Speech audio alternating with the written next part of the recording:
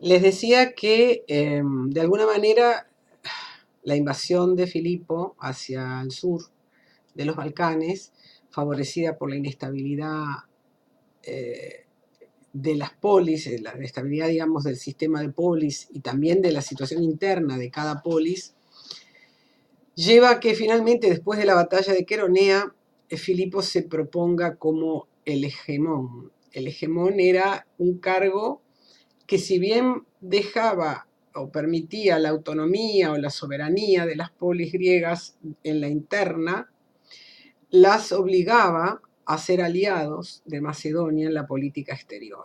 Algo que después en la historia muchas veces conocimos con el nombre de protectorado, eh, por ejemplo, el Imperio Inglés, el Imperio Británico, ¿no? O sea, territorios que mantienen cierta autonomía para el gobierno interno, pero sin embargo están obligados a seguir la política exterior de sus protectores. En este caso, la palabra griega era hegemón, el estrátegos autácrator, era autócrator. Era el título que se había dado Filipo. Y les decía también al final del otro video que esto provocó en Atenas, en otras ciudades griegas también, pero fundamentalmente en Atenas, una reflexión política. Yo diría el nacimiento de la verdadera reflexión política, porque es el análisis de los sistemas políticos, de su viabilidad, de su posible éxito. Se discutía si Atenas podía sostenerse, Demóstenes, por ejemplo, ¿no? Defendía que Atenas sí podía sostenerse como polis autónoma, pero claro, volviendo a la vieja democracia. Él hablaba de la democracia de Solón. Otros eran más... no, perdón, el que volvía a la democracia de Solón era Sócrates. Sí. Demóstenes defendía la resistencia contra Filipo y Sócrates planteaba que sí, que se podía, pero que era muy difícil en esas condiciones, de ese momento, que Atenas pudiera mantener la hegemonía. Y después tenemos las grandes obras, ¿no? Las de Platón y las de Aristóteles, que piensan el Estado y piensan en las debilidades o las fortalezas de un Estado. Y tenemos sus dos grandes obras, La República de Platón, donde se plantea un Estado ideal, que sabemos que después Platón lo trata de implantar cuando es llamado por el tirano de Siracusa y fracasa. Un Estado, por cierto, muy conservador, donde algunos son los que gobiernan, en este caso los filósofos, los hombres sabios, otros defienden la polis, los guerreros, y otros trabajan. Y por supuesto que entre esos que trabajan están los esclavos, ¿no? Y después tenemos a Aristóteles, un cerebro privilegiado de la antigüedad, muy, muy, muy, muy conservador, pero muy impresionante en la capacidad de poder analizar, estudiar, clasificar ámbitos tan dispares como la zoología, la ética, la metafísica, la política, la poesía. O sea, no hay cosa sobre la que no haya escrito Aristóteles y sobre la que no haya dejado un pensamiento que fue la base realmente de todo el pensamiento occidental. Lo va a retomar Roma y después lo va a retomar la Edad Media cristiana. Bueno, Aristóteles hace un estudio de todas las constituciones en su libro Política, hace un estudio de todas las constituciones griegas. Es el primero, digamos, que plantea un análisis económico, ¿no? Planteando el papel de los ricos y los pobres, porque hay que decir también que en este decaimiento de la polis que dijimos y en esta ruptura de la concordia de la democracia ateniense, se ven más claras las diferencias y las brechas sociales entre los ricos y los pobres. Entonces, de alguna forma la crisis, como toda crisis, es también fermental de pensamiento y dura poco en cuanto a elaboración y no se aplica, porque inmediatamente el dominio militar macedónico se apropia de Grecia, ¿verdad? Filipo, después de esta batalla y de proclamarse hegemón de la Liga de Corinto, donde están todas las ciudades, o la mayor parte de las ciudades griegas, menos las del Peloponeso, decide ir contra los persas. Cruza el Helesponto en el año 336, allí es asesinado y le sucede su hijo Alejandro, después llamado Magno. Alejandro accede al trono el año 336 con 20 años. Sabrán ustedes ya que fue educado por Aristóteles, su padre, o sea, el padre de Aristóteles era médico de la corte de Filipo y Filipo II de Macedonia llamó a Aristóteles para que fuera preceptor de su hijo. Era un enamorado de lo griego, Alejandro, especialmente de los poemas homéricos, se sentía identificado con Aquiles, también con Hércules, ¿no? Y pretende continuar la obra de su padre, que es de alguna manera, digamos, pensando de la mejor manera, vengar a los griegos de las invasiones de los persas, de las viejas guerras con los persas. También había probablemente muchos intereses económicos, el imperio persa era extraordinariamente rico, y especialmente en la zona que Alejandro conocía en ese entonces, que era la zona de Asia Menor, que era donde estaban las ciudades griegas, que eran ciudades y seguían siendo ciudades muy ricas, por ejemplo Mileto. La idea seguramente estaba también motivada por conquistar esos territorios tan ricos y poder controlar del todo ese Ponto que siempre se les escapaba porque estaba compartido también en la costa sur, o sea, al norte de Asia Menor, por los persas. Entonces, bueno, lo primero que hace Alejandro es consolidar el dominio macedonio sobre Grecia. Grecia se resiste, hay sublevaciones en Beocia, pero la máquina militar macedonia aplasta esa sublevación. En Atenas, que dijimos está sacudida por tensiones y opiniones distintas, finalmente se acepta la dominación macedonia. Demóstenes, que había luchado a brazo partido para tratar de defender en la asamblea la posibilidad de que Atenas mantuviera su independencia, se suicida cuando ve que los atenienses terminan por aceptar la dominación macedonia. Y después de consolidar ese dominio sobre Grecia, cruza el Helesponto con la intención de iniciar su campaña en Asia. Se plantea, los historiadores de la época plantean que tenía alrededor de 40.000 hombres, lo cual es importante, a pesar de que los persas tenían un ejército muy grande. Pero los persas tenían un ejército donde predominaban los mercenarios. El imperio persa era inmenso. Reclutar soldados ahí no era fácil, más allá de la guardia imperial, los 10.000 soldados de la guardia real. Los otros eran o bien de las distintas satrapías o incluso mercenarios pagos, ¿verdad? Entonces era un ejército importante, pero no tenía una unidad de mando, como sí tenía el ejército macedónico. Ahí fue una de las cosas que Alejandro consolida de la reforma militar de su padre. Bueno, entre el 334 y el 333, digamos, se consolida el dominio de Alejandro sobre la zona de Asia Menor y Sirio-Palestina, ¿no? Tiene una primera victoria en el Gránico, donde supuestamente hay una retirada ahí de los persas. Supuestamente eso le permite afirmar posiciones frente a las ciudades griegas, pese a que algunas ciudades griegas no querían la entrada de Alejandro. Mileto, nada más y nada menos, y Halicarnaso se resistieron. Pero igualmente Alejandro las conquista en su relato, las libera del dominio persa, manda ofrendas al Partenón, o sea, ahí se empieza a ver toda esa primera etapa de la conquista de Alejandro, se ve su admiración por lo griego, ¿no? Algo que después va a cambiar, pero en la primera etapa se ve manda los trofeos, los primeros trofeos del botín de guerra al Partenón.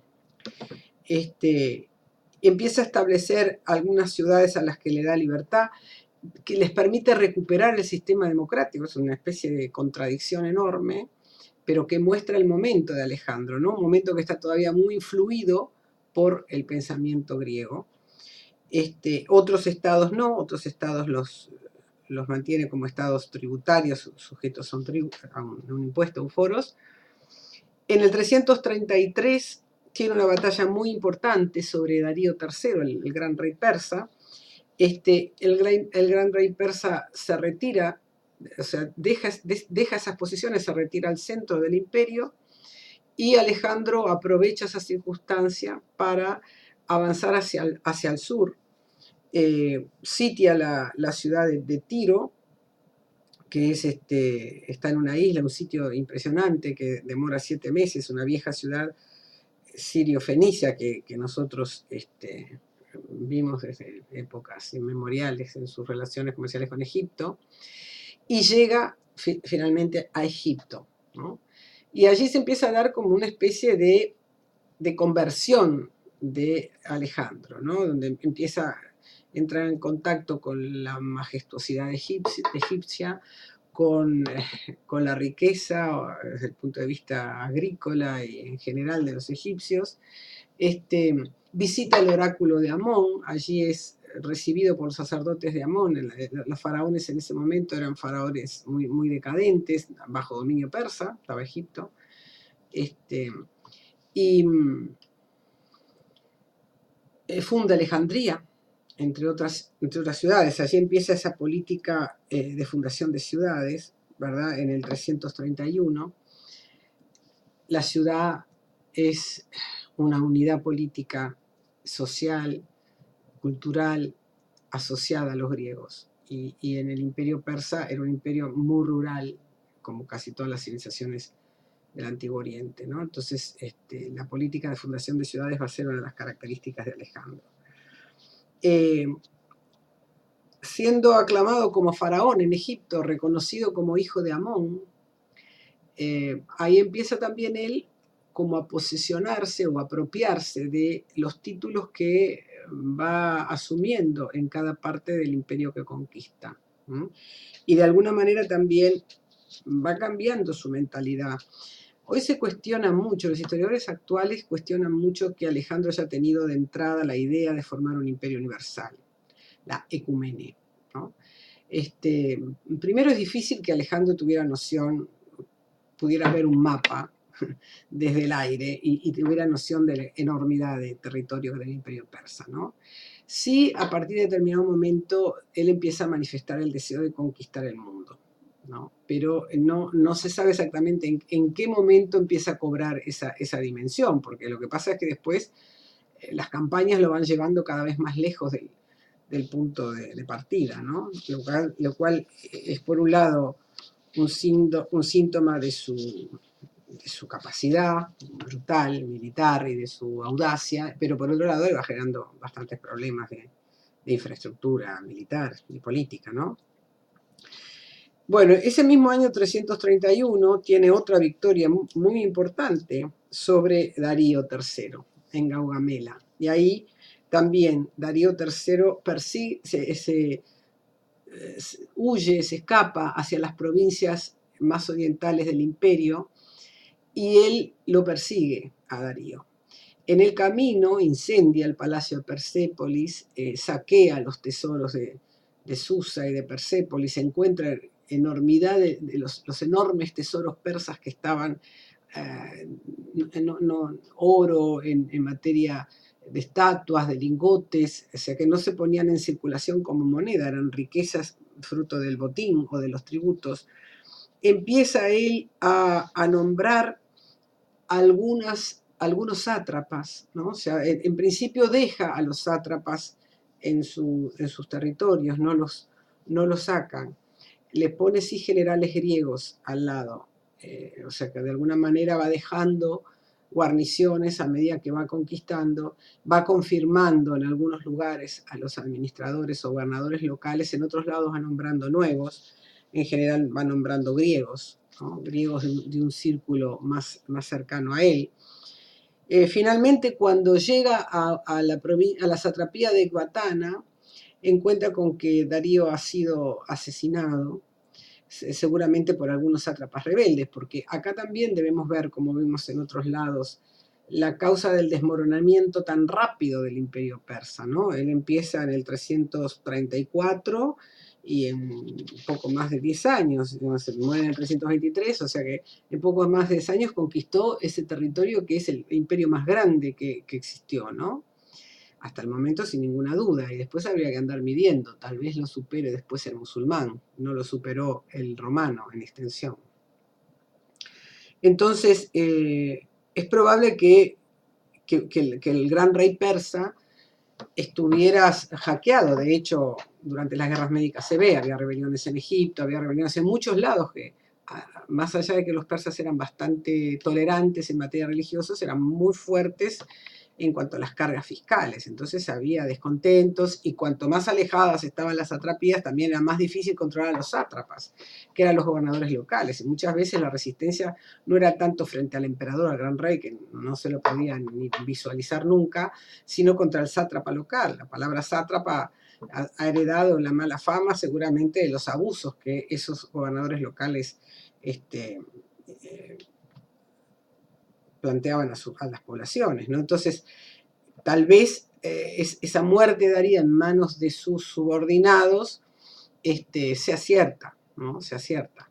Lo cierto es que cuando Alejandro constata ese hecho, se hace proclamar gran rey. A la muerte de Darío hereda el cargo del gran rey y curiosamente se erige en vengador de la muerte del gran rey. O sea, persigue a los supuestos asesinos, a quienes querían desestabilizar el imperio persa, el imperio que él mismo conquistó, o sea, de su antiguo enemigo, ¿verdad?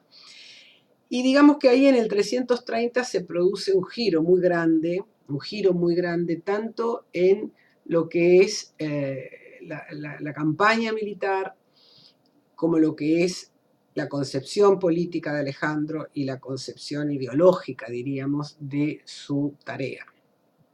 Porque está dispuesto a conquistar las satrapías orientales, lo que le implica internarse en el pavoroso paisaje del desierto y de las estribaciones del Himalaya, llegando hasta la India, ¿no? Y controlando toda la zona, digamos que hoy va desde el Kurdistán, el Afganistán, la propia India, cruza en determinado momento el Indo, vence al rey del Punjab, que lo reconoce como gran rey, se casa con una princesa imperial de una de las provincias de Sogdiana, de una de las satrapías persas. O sea, a partir de ahí podríamos decir que sí, que ahí tiene la idea de que va a llegar hasta los confines del ecumene y que él va a ser el emperador de todo eso y empieza a adoptar eh, costumbres y actitudes propias de los reyes, ¿no? Y voy a dejar por aquí porque estamos casi en 18 minutos.